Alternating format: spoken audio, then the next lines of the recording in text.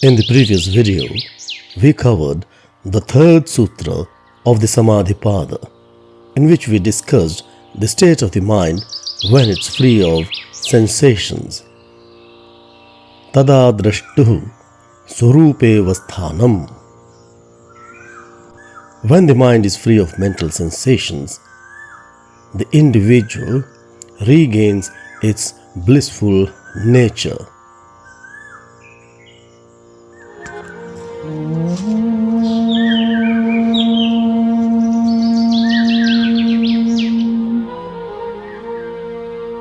Shri Dharmananda Guru Charana Kamalebhyo Namaha.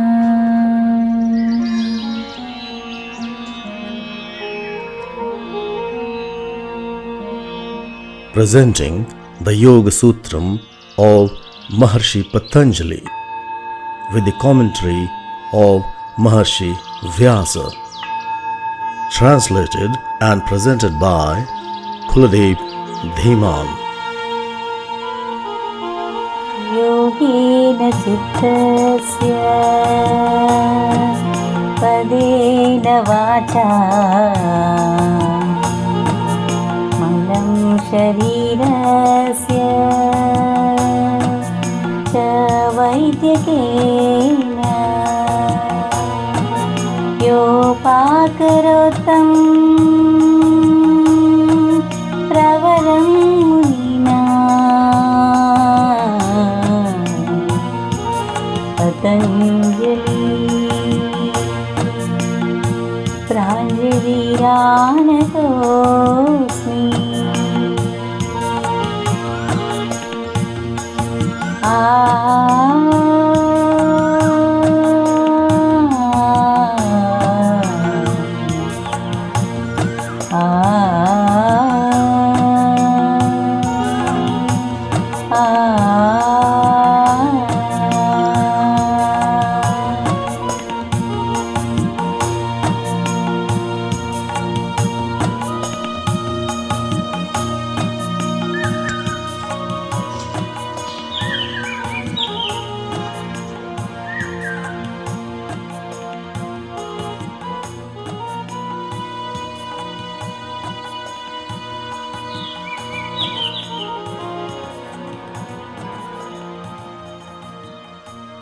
In this sutra, we shall see what the state of the individual is when it is not free of sensations. Describing such a state, Patanjali says, Vritti sarupyam itaratra. Vritti sarupyam itaratra. We know that vritti means sensation or vibration. Sarupyam means just like something else, or to acquire the properties of something else. And itaratra means in the other case. As mentioned in the previous sutra, we discussed the state of the individual when it's free of sensations. Now we shall discuss the other case. Itaratra. It means the other case.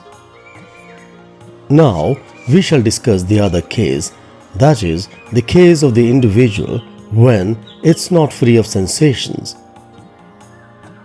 The sutra says, Vritti sarupyam itaratra. In the other case, it, that is, the individual or the individual being, becomes just like the external stimuli it encounters.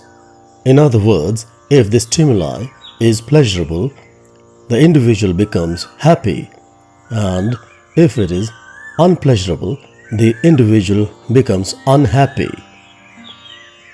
Commenting on the sutra, Vyasa says, Vyutthane yaschit vrityas tada vishishta vrittihi purushaha. When the Purusha is directed towards external object, it becomes just like the external stimuli it encounters. तथा च सूत्रम एकमेव दर्शनम ख्यातिरेव दर्शनम iti.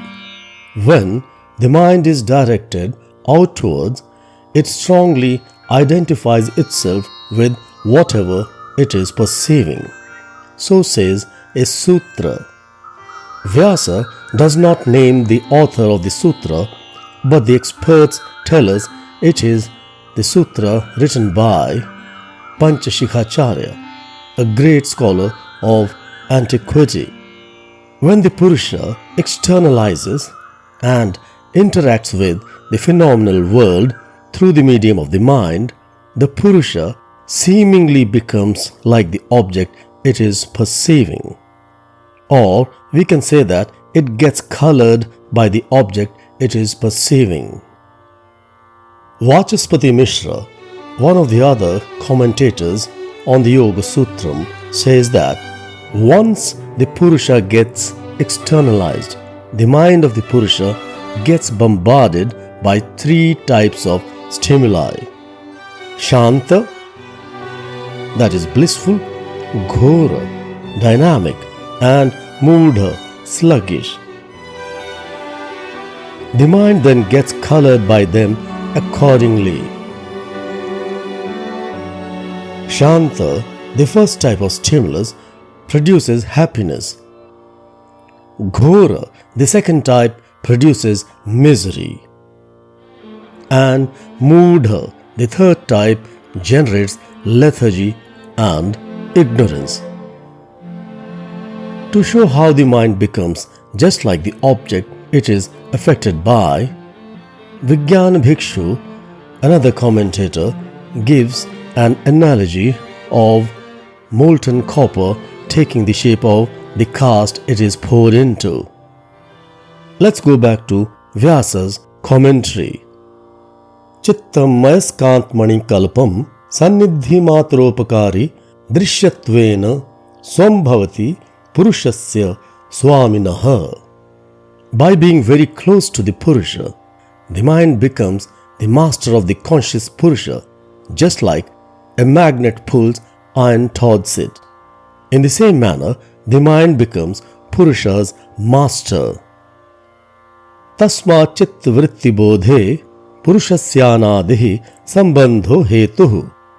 In this, the external close relationship between the mind and the Purusha is the sole reason. Coming back to the discussion, so long as the mind gets affected by external objects and runs after them, it will keep on fluctuating depending upon the response it gets. The whole project of the Yoga Sutram is to teach us how to make us masters of what we perceive and experience. We might conclude the discussion of the sutra by pointing out that Patanjali has laid down the fundamentals of Ashtanga Yoga in the first 4 sutras. What follows in the Yoga Sutram is an elaboration of these fundamental doctrines. Vyasa concludes the 4th sutra by saying, Taha punarnirodhavya bahutve sadi chittasya. Although the sensations that bombard the mind are innumerable, they ought to be negated. The methods of negating the sensations will be discussed in the coming sutras. So far, we have discussed the first 4 sutras of the Samadhipada of the Yoga Sutram. The first sutra was Atha Yoganuशासनम. In this sutra, Patanjali said he was formulating the principles of yoga in the form of a text. In the second sutra, Patanjali defined the word yoga. Yogaschit vritti nirodha. Yoga is the cessation of mental sensations.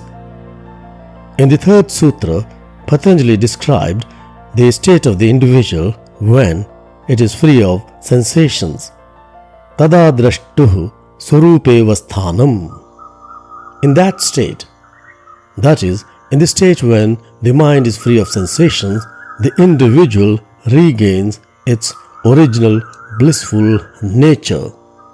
In the fourth sutra, which we discussed in this video, Patanjali warns us that if we do not free ourselves of these mental sensations, what would happen to us? Vritti sarupyam itaratra. In the other case, that is, if the mind is not made free of sensations, the individual will become just like the sensations. In these sutras, Patanjali has laid down the fundamental principles of yoga. What follows in the Yoga Sutram is an elaboration of these fundamental doctrines. In the concluding remarks of his commentary on the fourth sutra, Vyasa says, Taha punarnirodhavya bahutve sati chittasya. Although the mind is bombarded by innumerable sensations, they ought to be negated. How these sensations have to be negated will be discussed later.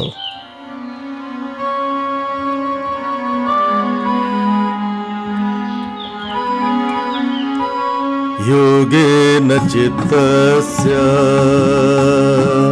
padena vacha alam sharirasya cha vaidyakena yopakarotam pravaram munina